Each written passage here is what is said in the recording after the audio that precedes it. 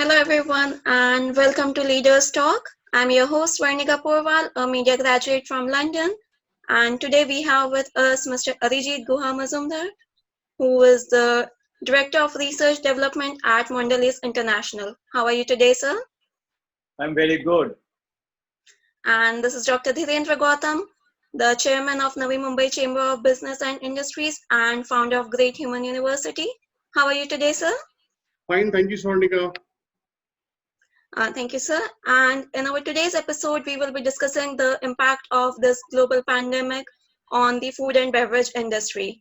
I would now like to hand over the talk show to Dr. Dhirendra Gautam to start off with our first question. Over to you, sir. Yes, thank you, Swarnika. Arijit, I would like to welcome you formally for our leaders talk. Of course, through our Navi Mumbai Chamber of Business and Industry, for our audience, we invite business and corporate leaders from diverse background to come and share their experience and thought and wisdom regarding this their industry or the expertise, the area they have to our viewers in Navi Mumbai Chamber and through other platform where we are going go live on our Facebook and YouTube channel. So the first question I would like to ask you, Arijit, why not in brief you explain to our viewers what you do and what is the role you are playing with Mondelez Group? First of all, thank you very much, Dhirendra, for inviting me. I think this is absolutely a great privilege for me to join in this call. Thank you, everyone, for joining also in the Facebook Live. I think my role is that I am the global chocolate platform lead for Mondelez. Mondelez is a snacking company. It's a snacking we call snacking major. We have the lead brands, which is Cadbury Dairy Milk, Cadbury's Oreos, which people love and people really enjoy. Our presence is all over the world almost. So my role is as a driving the global chocolate platform, which is a huge business for Mondelez. I also R&D, R&D lead for the India R&D Center, which is one of the global R&D center in India. We have fascinating 150 R&D scientists here who not just work in India but also work for the other projects in Mondelez. Beside that, I also do many other roles, which is specific to innovations and driving the new business opportunities. So that's my role. Before that, I was with it's a pharmaceutical company called for GlaxoSmithKline, and I spent about 12 years there, and then also spent a significant amount of time with Tata and Oakwood Pharmaceutical. Great. I think we got a very diverse experience, Arijit, in pharma and FMCG. The first question I would like to ask here and understand from the user's perspective, this because of this pandemic, all the business are impacted globally, and so in India. But on the other hand, you see, India is a big consumer market, and the basic consumers goods are, of course, still it is going to be consumed by the people. So how you see the positive and negative both kind of impact on FMCG business with this global lockdown or pandemic, what is impacting the total business because of this COVID? Yeah. So I'd like to understand what is good and what is how both way, because consumers are still eating, they are not just sitting at their home hungry. So which business is doing better, which business is getting impacted, even in consumers good, if you can share some of your thoughts in that. Sure, absolutely. I think the question which you said is extremely important question, and I think my answer to that will be we need to really understand that COVID-19 is actually a significant pandemic. It's not a small pandemic, even it's not comparable to Ebola and SARS of the first type. It's a significant pandemic, and the impact of that is has to be very, very severe, because if you see just in terms of the number globally, there are 20 million active cases, total. There are close to about 700,000 deaths already. In India, if you see the number, the 2 million active cases total. It's close to about 45,000 deaths. So this is a significant, pandemic. If I have to really just compare this pandemic with a similar pandemic, probably it happens about 100 years back during the time of Spanish flu, right? Right. In which I think there are millions of people have died in that. And if you have an impact of like 20 million of the global populations getting infected because of that, the impact of that in the food industry and any other industries, obviously will be severe. This is a matter of, for people, it is a matter of life and death. So with respect to that, I think it is, we see the impact in various industries at different scale.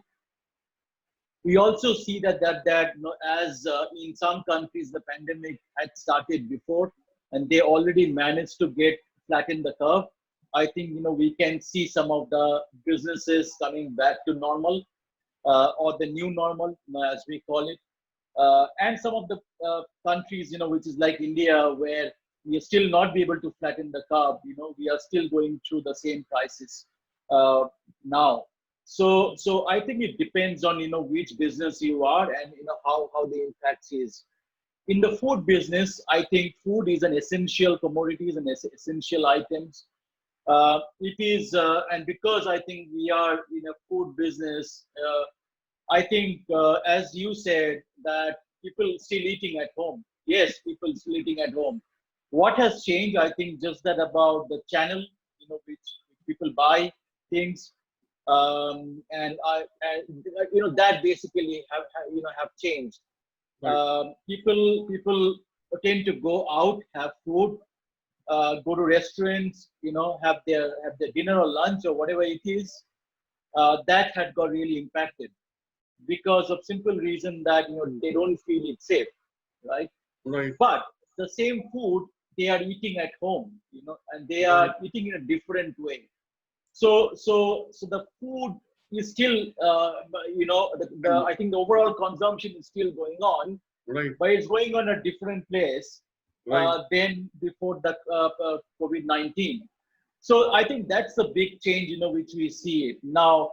There are some categories of food, which actually the consumption has gone up, and some categories of food, which the consumption has come down.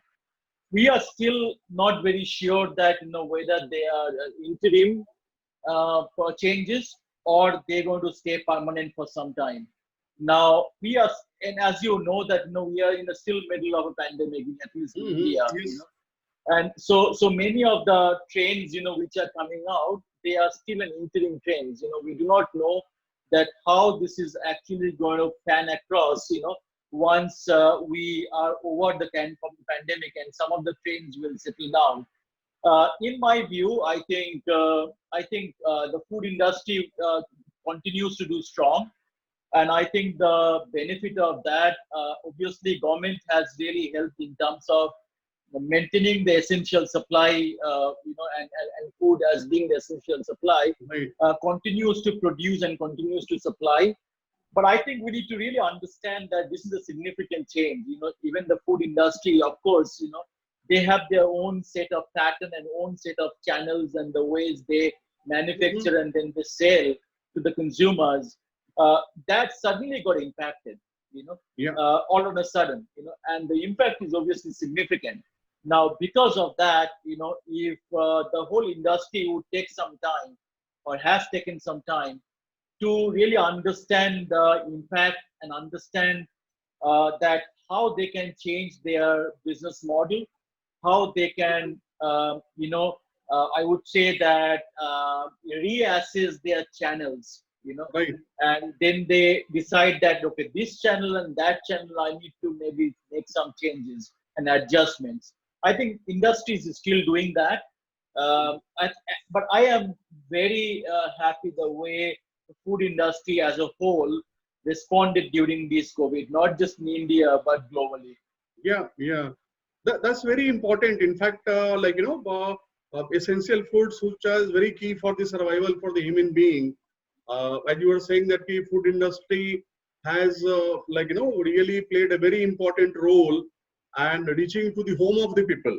I say ki, each and every things has been either delivered by the, of course, local players, and later on when the tight lockdown has finished, then by the e-commerce and all those people, they are delivering it. Just from the consumers perspective, and I would like to ask the relevant question, which is relating to this only. uh, I have been a long time with FMCG company, working with Unilever and Pepsi.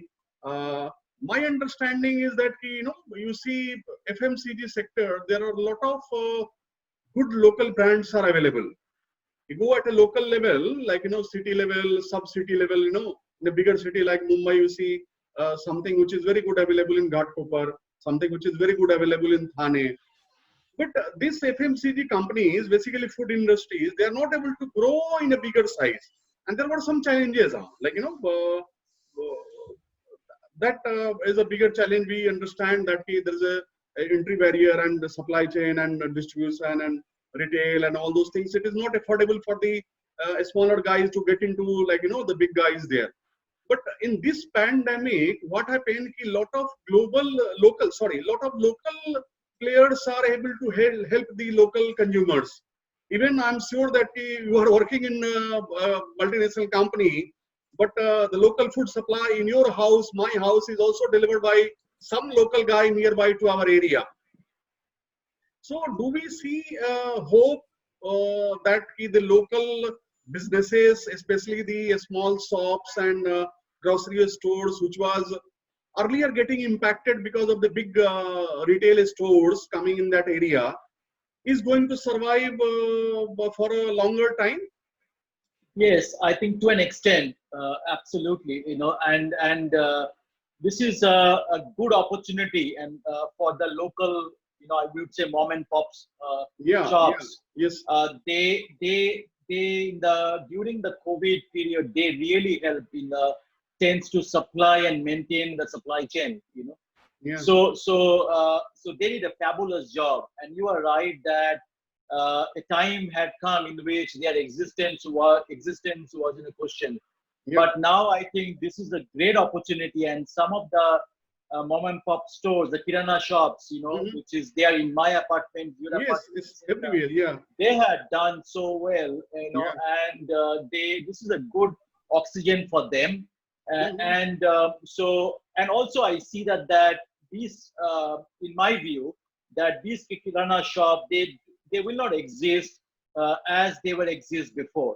They will also change their business model. They will also change their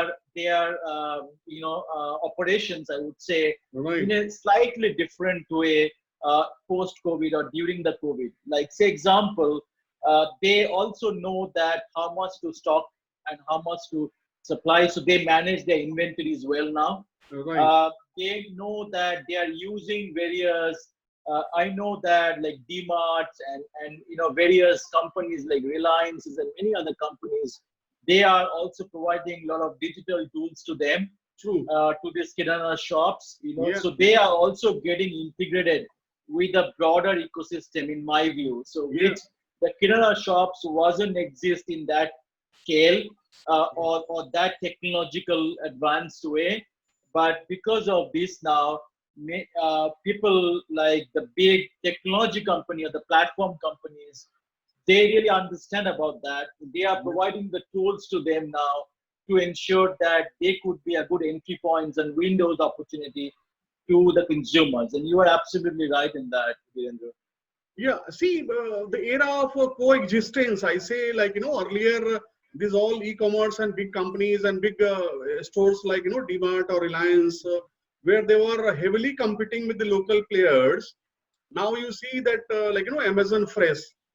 of this Amazon Fresh is the local guy who is getting the order through Amazon but supplying locally, like from their local grocery stores. And similarly, Reliance is also through JioMart trying to do the same thing. Even the other part about the local stores was there earlier, if you have to buy to local store, you have to go down and buy something. But these local stores are also now delivering at your home. Absolutely. So where earlier the bigger companies was doing the delivery part, now the smaller stores are also into delivery mode, and they are able to. So I think this pandemic has at least given a message of coexistence, where the bigger player can also stay in the business, but there is an opportunity for the local player who provide the better service can also be a local player and support the bigger player also and the consumers also. Yeah, and Dhirendra, just to add a couple of things, number one is that I also have seen that some of the kirana shops hasn't been able to perform because of the cash and because of the cash of supply, and they do not have enough, I would say, cash to manage their inventories. True. So that's the one which is the negative part of it. But some of the kirana shops, which I personally know, that what they have done is that brilliantly, I think they using these platforms. Like I know in my shops, my apartments, I just have to WhatsApp them that in the morning that 1, 2, 3 things which I need. And there is always a chotu in their house, in their shops. And the chotu is coming in because, he is in the apartment. Everybody knows him. Security guys doesn't stop him to entry into the lift, and he comes, it is deliver contactless, in front of my door, So I think the kirana shops also needs to understand about how they use the opportunity, but they use the opportunity to a technology. And to be honest, the trust has gone up to them. True. Our trust to them has definitely gone up. We believe them now. Yeah. See, the same example, in my apartment nearby, there is a lady, two mother and daughter, they sell the vegetables and fruits. What they do that every day they broadcast their price list on the WhatsApp. And of course, I'm also added into that. We have to eat vegetables. So every day you get the price and you order it, they come and deliver it all. Not only that, if you have some special fruits, Krishna Janmashtami is there today and study was there. So you required some more fruits to be eaten at home. Some people are fasting. So you order them in advance. Okay, I need this 2, 3, 4 fruits. So they will arrange it that also. But they are very well equipped electronically. At the same time, their buying strategies is also very much well defined now. And that is the beauty. I see that, okay, they are also upgraded themselves. Yes, as you said it, some of the kirana store has the cash flow issues and capital issues. They are not able to do that much as they're supposed to do that. But there are other opportunities some people has created, because this store example I was giving you, the vegetables, that doesn't exist before Corona. There was another store that is still it is there, but they have started in the period of Corona, and they are doing very well. So another point which is again relating to the consumers, and again other a longer extended part of the discussion, I would like to say, coming to the restaurants, the unlock 2, unlock 3. Now they have allowed that the restaurants, and some of the restaurants were open from the unlock 1 only. But now they are all almost by unlock 2, they are all allowed to eateries and restaurants, and everything is allowed to open it. One thing, but we see that, yesterday also I was reading in the newspaper, in Bangalore also, in Bombay also, people are not turning it out, to the restaurants and all that. And they are suffering a lot. Of course, they have to have the minimum capacity of their restaurant. That much people they have to have in their restaurant to prepare everything and be ready for the customer. And if very few customers are going and staying there, is it, I would like to understand, it is just temporary till COVID vaccine is going to come out and people are again going to go out of, or is this that people has already changed their habit, or is it a financial impact also? Because a lot of people, they lost their job, they lost their business. they got reduced in their salary when they are not fired. The companies are not doing good. So of course, a little bit all parties there, but as a coming from consumers good, what you feel the which is the impact and how it is going to impact the local restaurant and eatery guys, in big city Yeah, especially, yeah. yeah, no, absolutely, you are right. I think I think this is, as I told in the beginning, that this is a significant pandemic, and the impact to the restaurants is definitely, undoubtedly significant. This is really significant, and I'm sure that this is really sad for some of the restaurant owners, and also not just restaurant owners, but also the job of the people, Mhm. within Yeah. that Mm. system. So it is, there are hundreds and thousands of people who depends their daily, family lives, etc. On the incomes in restaurants. So it is definitely so sad to know that. I think, if you ask me about whether it is temporary or it is permanent, as I told you that I think we are still in the middle of a pandemic. We do not know exactly that how the situation is going to pan. I personally do not think that it's going to be permanent change. Right. This is my personal view. Remember, we are Indians, and we are social elements. Yeah, yeah. We like to be socialized. We like to be True. going out. We like to be hanging around with our friends and families. We love to eat. Yeah. Without food, Indians will be very difficult to live. Yes. There are so much of diversity in the food, and so Right. the cuisines, etc. So I think, if you ask me that, we will continue. We will be back in some avatar. Mm. Once COVID will go. So I do not only know that whether it is going to be exactly the same as it was before COVID. It's Mhm. in my view that there's going to be some risk, and some mental, I Right. would say, attention will still be there for some time. Yeah. And even if you see, I was reading a book, I forgot the name of the book, which talks about the Spanish flu. Mhm. So after the Spanish flu went away, it took almost 10 years for the people to forget the memories of Spanish flu, Mhm. because the impact was so significant. Right. The family lost life, people, Right. friends, got into problems. So it is a significant change. Now, coming back to the restaurants, I think my view that uh, people will go back to restaurants to eat food, because we are Indians. However, I personally think that restaurants at this point also need to think about the new environment. Mhm. I know some of the people that they also were in a restaurant business. Their main source of income was restaurants. Now, what they have done is that they have repurposed their business. They have, instead of making it in the restaurants, they are supplying foods to home. So they tied up Right. with Zomato and few other things. And Mhm. they are providing the best of the best cuisines, and from the restaurants, to home. I think just about, we need to be realistic that this situation, people will afraid to go back to restaurants, and this is going to Right. stay as it is for some time.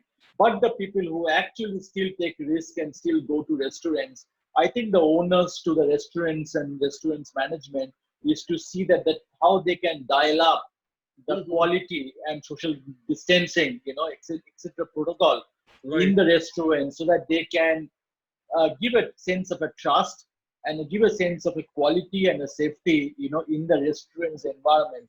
Right. Plus, also, is that how do they ensure that they can also provide the food which they are best known for in their Right. restaurants? How they can supply the food, maybe change their business model, Right. think about how they can deliver the food to the home, Right. because people will still like to eat food. I would say that I would still like to indulge. I Right. would still like to eat a fabulous food once in a week. I like to indulge myself, Mhm. as some part of my day to eat something which is not so. Maybe I think I would still like to eat something, which I think is indulgent food.